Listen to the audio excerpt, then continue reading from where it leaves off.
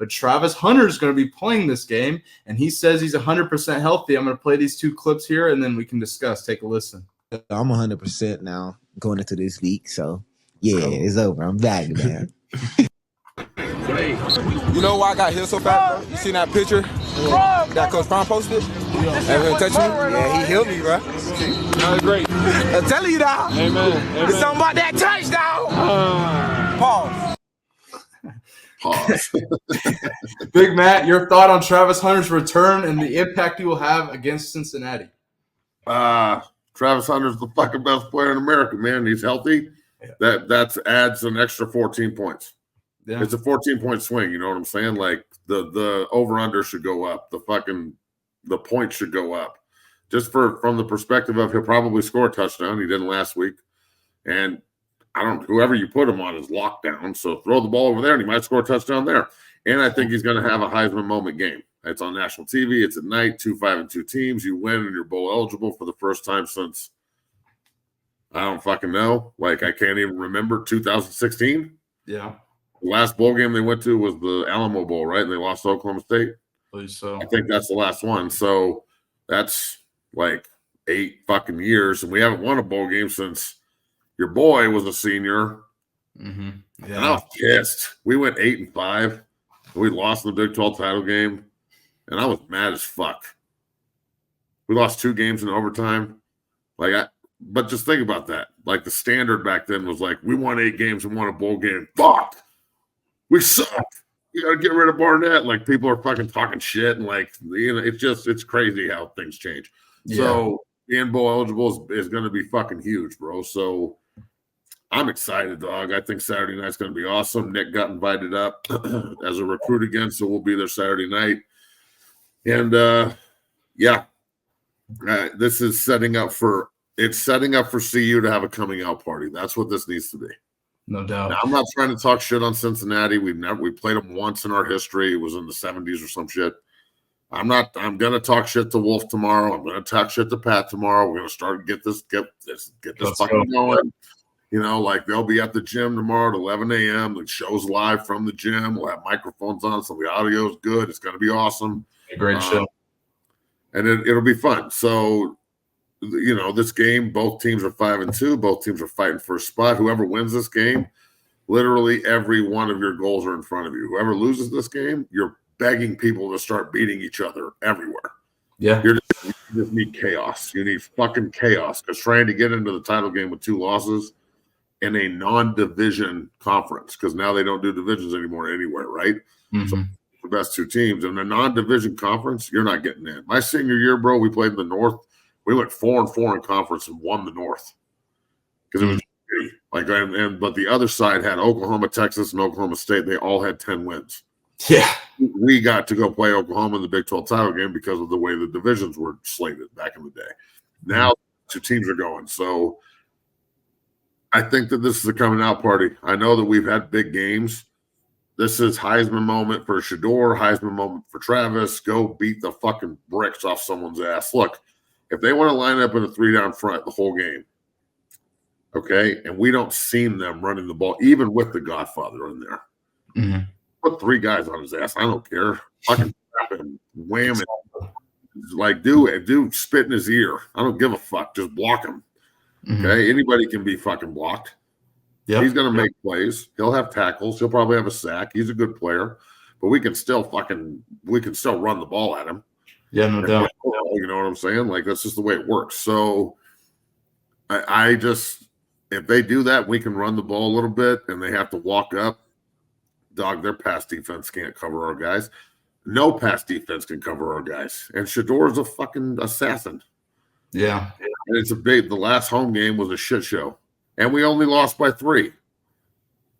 But don't tell me it wasn't a shit show. Like, we did not play well.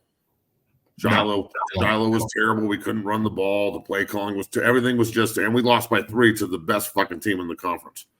So I want Kansas State again. I want your asses again. And the only way we get them is if we fucking go on a run.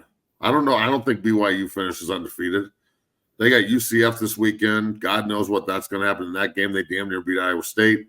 And then they got Utah. And I know Utah's not very good this year, but that's a rivalry game. And it's the first one ever in the Big 12, and it's in Salt Lake City. Yeah. So let's go fucking Utah right there. So it'll line up the way it lines up. I want Kansas State again. In order to get there, you got to go through Cincinnati Saturday night. And I have a feeling this team is this is just the fucking tip.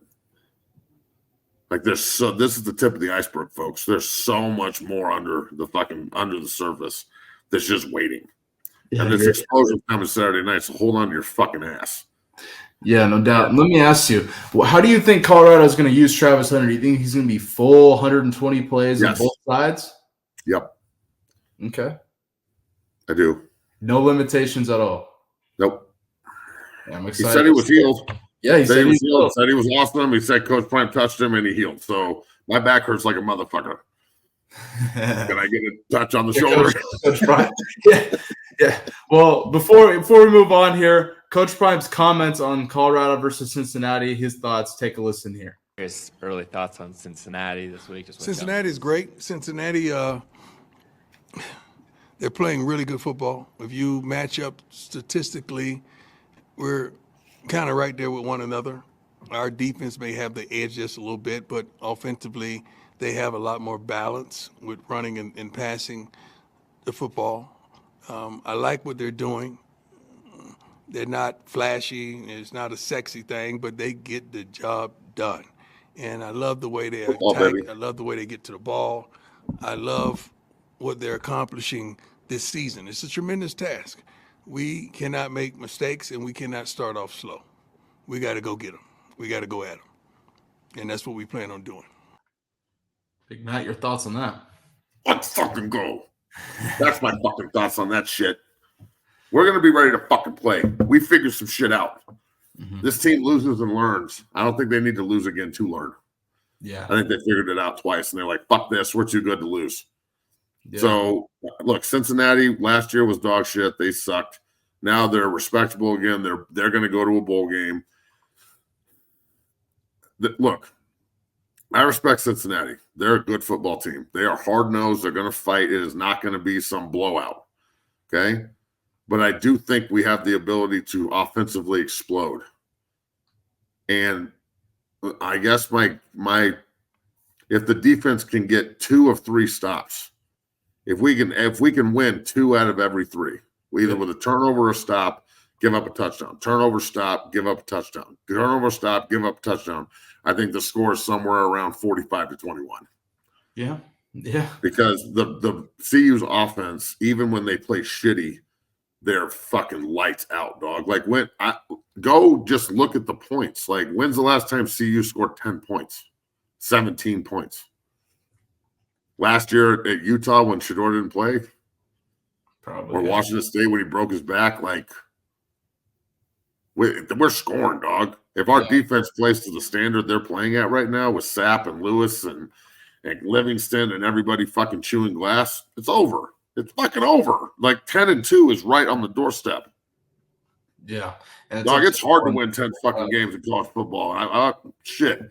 And it's also something that you can really, really have a lot of pride in. So, yeah, I think that Cincinnati is walking into a goddamn hornet's nest, bro. And that's when you say lock the gates on these motherfuckers. Welcome to Folsom. Yeah, another night game in Folsom with a healthy Travis Hunter. And all this like, oh my God, it's late. Who gives a fuck? It's Saturday night, dog. Jerk off after the game. What are you talking about? Man the fuck up. Take a whittle nappy during the day. The adrenaline should be pushing you through anyway. Who gives a shit what time the fucking game's at? I want it to be national TV when everyone's watching. Yeah. I want everybody in the country glued to the fucking TV. I don't care if you get a week. You got to wake up early as Sunday, motherfucker. Yeah, right. Yeah, right. Okay, even church ain't that early. Just stop being a bitch and fucking rock out on Saturday night with your cock out with the bus. I'm going to be there. Right. It's going to be awesome. You fucking know it is. Yeah. You know it is. I'm excited. I'm very excited. I'm very excited. This is going to. You seem super pumped. Okay, I actually am though. I mean, as the show's called "Colorado Cannot Overlook Cincinnati," I think this is going to be a fucking war like Kansas State. I think a lot of people in media may be overlooking Cincinnati, but I think Colorado isn't. It was especially within that building. We just heard Coach Prime's comments on it. And a healthy Travis Hunter, I can't wait to see it. Expect to see him 100% on both sides of the ball. I watched the UCF Cincinnati game. Yep. And it was hard to watch. Like UCF really fucking buckled them down. And arguably, if that fucking freshman quarterback would have played a little better and KJ and like whatever the situation was, I think UCF figured some shit out at Iowa State. You know, and I know I give JB a lot of shit, but Gus Malzahn is a program builder. Like he's a good coach. No one's saying he's not. Mm-hmm. But so is Coach Prime, just saying. So look, man, it's obviously looking at it from a biased perspective because there's no way I'm going to pick Cincinnati to upset us in Folsom at night on Saturday, coming off a huge win at Arizona. No way. But to act like Cincinnati can't come in here and shock the fucking world is ridiculous. Every fucking week, somebody in college football stubs their toe and plays like shit and doesn't fucking, and somebody walks in somewhere and gets a dub. That's just the way this works. So are we focused? Are we satisfied? Do we want more? Like the way they play, the way they open, the electricity in the stadium, that's going to determine what kind of evening we're looking at. You feel me? Like, yeah.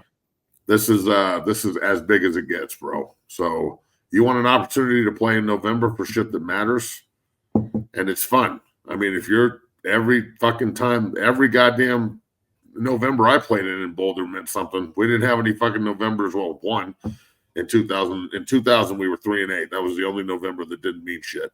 Mm-hmm. We still almost beat Nebraska and Lincoln. But the point is, like, if you want this November to be special for the Colorado Buffaloes, you got to take care of fucking business, especially with a bye week on deck, dog. Get unbelievably super healthy and just stoke the Shador and Travis Hunter Heisman thing. Put some banners up in New York City. No bullshit. Yeah. Get this motherfucker pumping. Make sure both of them are there for the Heisman ceremony.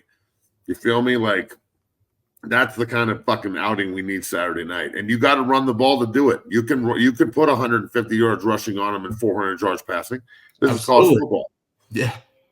So that's what I want to. That's what I think could happen if they're ready.